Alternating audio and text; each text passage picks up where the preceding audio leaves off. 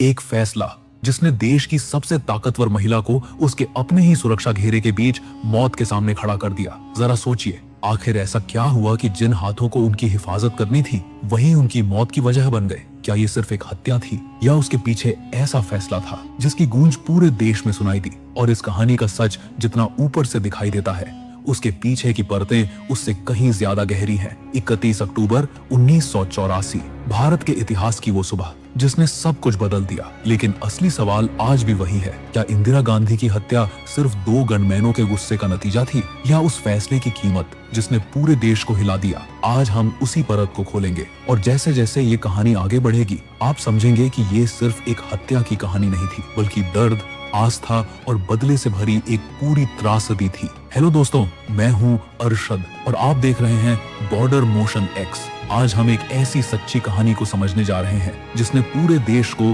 झकझोर दिया था। आज हम उस सच के करीब जाएंगे जिसने भारत की पहली महिला प्रधानमंत्री इंदिरा गांधी की जिंदगी ही नहीं, देश की राजनीति की दिशा भी बदल दी। ये कहानी शुरू होती है 1980 के आसपास, जब ऊपर से सब कुछ सामान्य लग रहा था, लेकिन पंजाब में कुछ ऐसा पनप रहा था जो धीरे धीरे एक तूफान बनने वाला था। पंजाब जहां एक नाम तेजी से उभर रहा था, जरनैल सिंह भिंडरांवाले। उनके भाषणों में ऐसी तीक्ष्णता थी कि वे बहुत तेजी से समर्थन जुटाने लगे और अलग सिख राष्ट्र खालिस्तान की मांग खुलकर सामने आने लगी। ये सिर्फ एक विचार नहीं था, ये धीरे धीरे एक आंदोलन बन रहा था और यहीं से कहानी ने गंभीर मोड़ लेना शुरू किया। इंदिरा गांधी के लिए ये सिर्फ एक राजनीतिक चुनौती नहीं थी, ये देश की एकता पर मंडराता खतरा बन चुका था। पंजाब में हालात बिगड़ने लगे, हिंसा, नागजनी, निर्दोषों की जान चली गई और सबसे संवेदनशील मोड़ तब आया जब भिंडरांवाले और उनके समर्थक अमृतसर के स्वर्ण मंदिर परिसर में डट गए। यह सिर्फ एक धार्मिक स्थल नहीं था,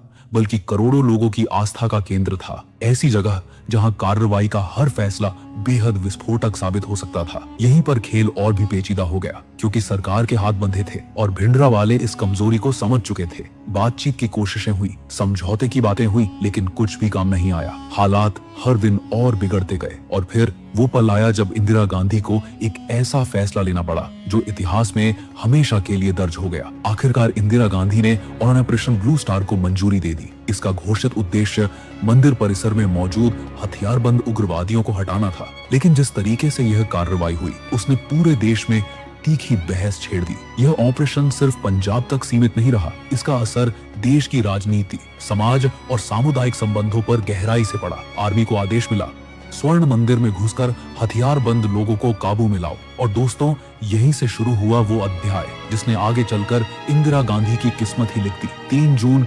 1984, अमृतसर तनाव, अनिश्चितता और भय के घेरे में आ चुका था। सेना ने मंदिर को चारों ओर से घेर लिया। अंदर आम लोग, श्रद्धालु और दूसरी तरफ भारी हथियारों से लैस भिंडरांवाले के समर्थक। जैसे ही सेना आगे बढ़ी, परिसर के भीतर से तेज प्रतिरोध शुरू हो गया और हालात तेजी से हिंसक हो उठे। कई दिनों तक चली इस कार्रवाई में भारी तनाव बना रहा और दोनों पक्षों को नुकसान उठाना पड़ा। इस कार्रवाई का असर बेहद गहरा था। सिख समुदाय के एक बड़े हिस्से ने इसे सिर्फ सुरक्षा अभियान नहीं, बल्कि अपनी आस्था पर गहरे आघात की तरह महसूस किया।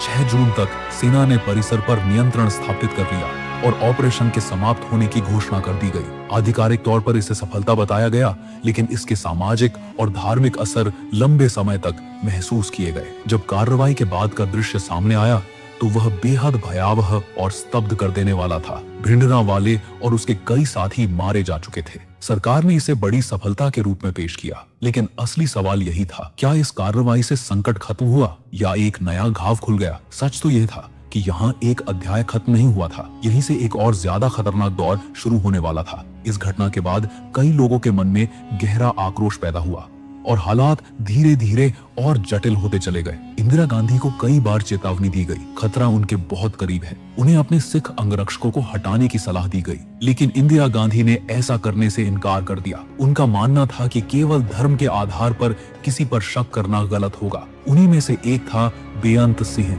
उनका विश्वस्त अंगरक्षक, जिस पर उन्हें गहरा भरोसा था। लेकिन सबसे खतरनाक बदलाव अब सुरक्षा घेरे के भीतर पैदा हो रहा था।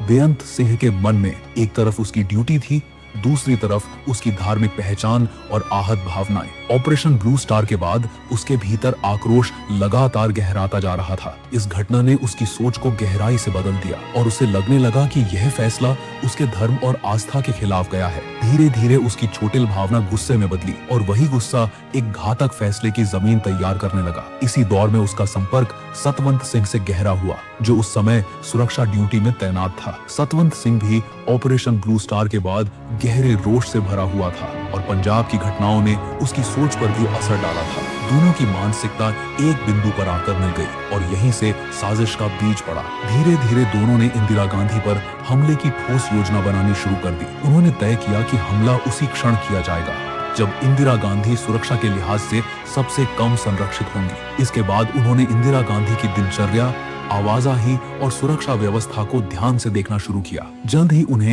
एक तय पैटर्न समझ आ गया। हर सुबह इंदिरा गांधी सफदरजंग रोड के गेट नंबर 1 से निकलकर बगीचे के रास्ते अपने दफ्तर की ओर जाती थी। यही वह छोटा सा रास्ता था जहां कुछ पलों के लिए सुरक्षा घेरा अपेक्षाकृत कमजोर पड़ जाता था और वहीं कुछ सेकंड आगे चलकर इतिहास का रुख बदलने वाले थे। लेकिन यह सिर्फ एक योजना नहीं थी, यह एक मानसिक अवस्था बन चुकी थी। उनके भीतर यह विश्वास बैठ चुका था कि वे जो करने जा रहे हैं वह गलत नहीं बल्कि उनके हिसाब से जरूरी है। वे इस हमले को अपने भीतर एक मिशन की तरह सही ठहराने लगे थे, मानो इससे वे अपने धर्म के अपमान का जवाब दे रहे हों। यहीं से स्थिति और अधिक खतरनाक हो गई, क्योंकि जब इंसान अपने काम को सही मान लेता है तब उसे रोकना सबसे मुश्किल हो जाता है। अब वे उस मोड़ पर पहुंच चुके थे जहां से लौटना नामुमकिन था। बदला अब सिर्फ एक भावना नहीं रहा था, वह एक तयशुदा निर्णय में बदल चुका था। यह फैसला पूरी तरह उनका अपना था या इसके पीछे कोई और प्रभाव भी था, यह सवाल आज भी पूरी तरह साफ नहीं हो पाया है। लेकिन इतना तय है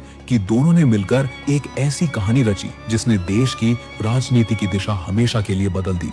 अब आते हैं उस सुबह पर जिसने सब कुछ बदल दिया। 31 अक्टूबर 1984। दिल्ली में उस दिन की शुरुआत बाहर से बिल्कुल सामान्य दिख रही थी। सुबह की हल्की धूप, शांत हवा, सब कुछ सामान्य लग रहा था। इंदिरा गांधी भी अपने रोज के रूटीन में थी। थोड़ी देर से उठी, बरामदे में चाय पी, लेकिन दिन की इस सामान्य शुरुआत के पीछे एक ऐसा खतरा छिपा था जिसकी उन्हें पूरी तरह भनक नहीं थी। उन्हें उस दिन ब्रिटिश अभिनेता पीटर उस्तिनोव को इंटरव्यू देना था। तैयारी शुरू हुई, साड़ी पहनी, बाल संवारे और वो सामान्य दिखने की कोशिश करती रही। दूसरी तरफ बेअंत सिंह और सतवंत सिंह भी अपनी ड्यूटी पर मौजूद थे। बाहर से सब कुछ सामान्य था, लेकिन कुछ ही पलों में यही सामान्यता टूटने वाली थी। बाहर निकलने से पहले इंदिरा गांधी अपनी पोती प्रियंका से मिली। यह एक बेहद सामान्य, घरेलू और मासूम पल था जो बाद में उनकी आखिरी मुलाकातों में याद किया गया। इसके बाद वो इंटरव्यू के लिए बगीचे की ओर बढ़ी। उनके पीछे आर के धवन और गार्ड्स और साथ में वही दो लोग जिन पर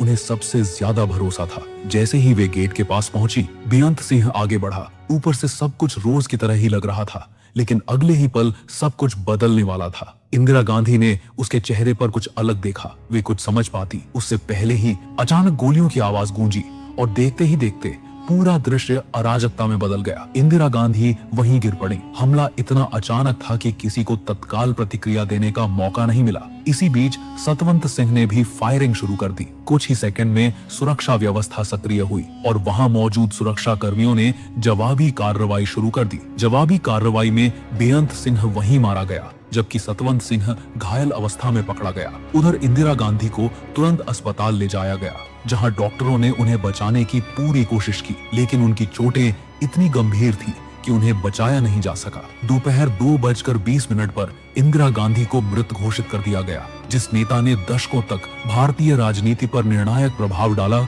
उसकी जिंदगी अपने ही सुरक्षा घेरे के भीतर खत्म हो गई। जैसे ही यह खबर पूरे देश में फैली, एक सन्नाटा छा गया। लोग यकीन ही नहीं कर पा रहे थे कि इंदिरा गांधी अब नहीं रही। दिल्ली की सड़कों पर अफरा तफरी थी, सरकारी इमारतों पर झंडे झुक गए और चेहरों पर एक गहरा शोक उतर आया। लेकिन इस हत्या के बाद देश एक और भयावह दौर की ओर बढ़ रहा था। इंदिरा गांधी के निधन के बाद राजीव गांधी को प्रधानमंत्री बनाया गया, लेकिन सत्ता के इस बदलाव के बीच सड़कों पर कुछ और ही चल रहा था। इंदिरा गांधी की हत्या के बाद सिख समुदाय के खिलाफ भयावह हिंसा भड़क उठी। कई शहरों, खासकर दिल्ली में सिखों के घरों, दुकानों और गुरुद्वारों को निशाना बनाया गया। हालात तेजी से नियंत्रण से बाहर चले गए। बड़ी संख्या में लोग मारे गए, घायल हुए और हजारों परिवार बर्बाद हो गए। 1984 की यह हिंसा आधुनिक भारत के सबसे काले अध्यायों में गिनी जाती है। लेकिन कहानी यहीं खत्म नहीं होती, क्योंकि असली सवाल अब भी वही था, क्या यह सब सिर्फ दो लोगों का फैसला था?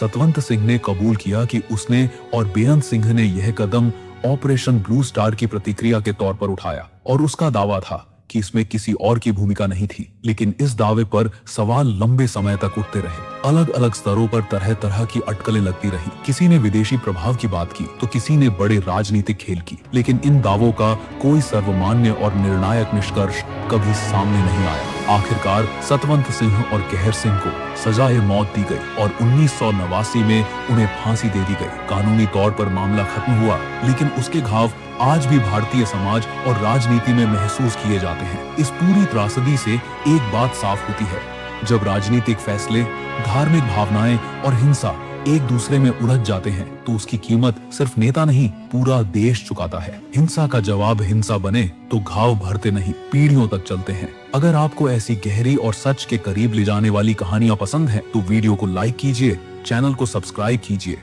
और बेल आइकन दबाना मत भूलिए। हम अगली बार फिर एक ऐसी ही कहानी के साथ मिलेंगे जिसने इतिहास पर गहरा असर छोड़ा।